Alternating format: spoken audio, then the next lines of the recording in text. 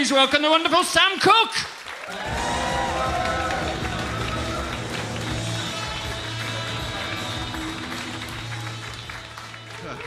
Like father, like son. So I'll address the elephant in the room. Yes, my name is Sam Cooke. I do share that with a very gifted 1950s singer. There are two quite significant differences between me and him, though. Some of you might recognise one. Yeah, it's talent.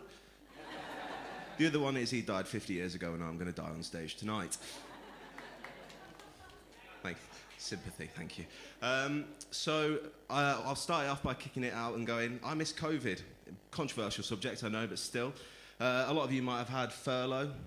Yeah, I can see a few of you definitely had furlough. Getting into some new hobbies. Stitching, cross-stitching, re-stitching, painting, light alcoholism. No, not me. Unfortunately, I had to work through the entirety of COVID, and I had the added benefit of having to go on public transport the entire time. Now, I don't know about you guys, but I remember the sheer fear that came along with being on public transport in COVID. An errant cough could see you exiled, or get a carriage to yourself. Swings and roundabouts. Nowadays, obviously, you can see people getting on trains. Everyone gets the money's worth. Well, someone gets the money's worth. It's definitely not the passengers. Crammed arsehole to elbow, hoping for the best. The worst bit is when you get on the train, it's early doors, and you see that one prick that's going to the airport, and they've got their suitcase in the generally recognised leg area. And you just think, double trouble, man, what the fuck? You're not only not going to work, but you're going to the airport. I genuinely think that there's a place in hell reserved for them, and it's an EasyJet check-in. And their bag's just a little bit over.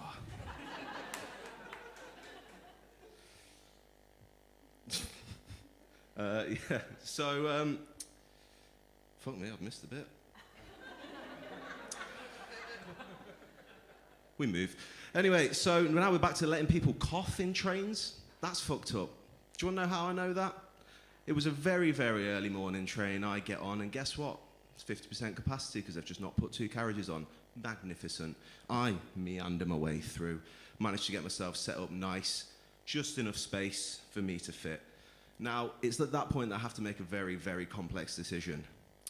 The gentleman in front of me, do I go face to face, aka dick to dick?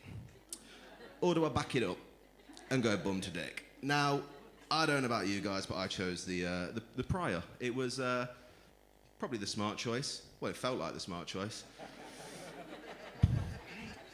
It was about 15 minutes into it. I'm not quite online yet. You know how it is, early mornings.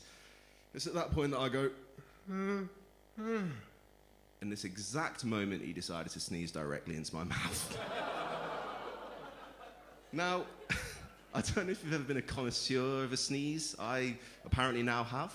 And it's at that point in the time where I go, what just happened? As I'm chewing down his sneeze. Now, as we all know, your brain goes, what the fuck? But your face goes... Now, it was a literal direct hit. I felt it. It was rough. And it's at that point where your brain goes into a bit of a tailspin. You're going, what can you get from a sneeze? Obviously COVID, but there's some other nice ones in there. Gonorrhea? Probably not. Syphilis? I'm going to say no. Chlamydia? Potentially. So at that point, I'm going, how can I quickly and very discreetly get my phone out and WebMD what the symptoms of the Black Plague are? But obviously, you're on a train, so you get absolutely fuck all service. Now, it's one of those situations where I have to go, right, I'm British. I'm going to have to define peak Britishness here. So what did I do? I looked at him, I shook my head, and then I made a mental note to include this in my stand-up if I ever did it, and here we are. Thank you very much for the time, guys.